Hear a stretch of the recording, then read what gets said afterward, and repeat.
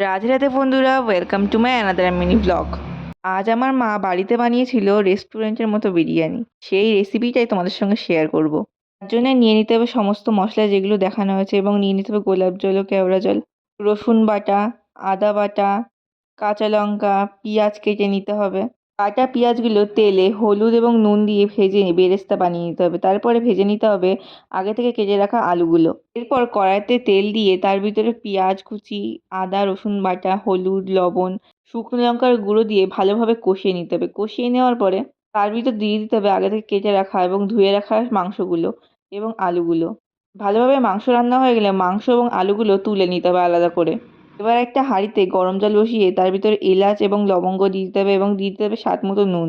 এবং আগে থেকে এই চালগুলো ভিজিয়ে রাখতে হবে প্রায় 2 ঘন্টা আগের থেকে। এই চালগুলোর নাম হচ্ছে থ্রি চাল, তোমরা বাজারে পেয়েই যাবে।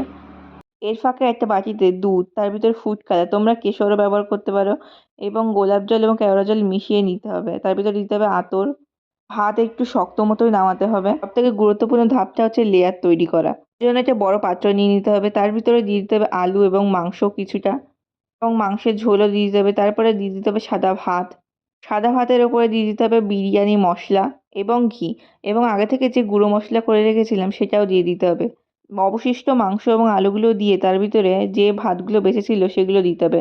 তার ভিতরে দিয়ে দিতে হবে আবার সেভাবেই বিরিয়ানি মশলা এবং আগে থেকে গুঁড়ো করে রাখা মশলা, এবং দিয়ে দিতে হবে লাস্টে গোলাপ জল, আতর এবং কেওড়া জলের সেই মিশ্রণটা, এবং দিয়ে দিতে হবে বেরেস্তা।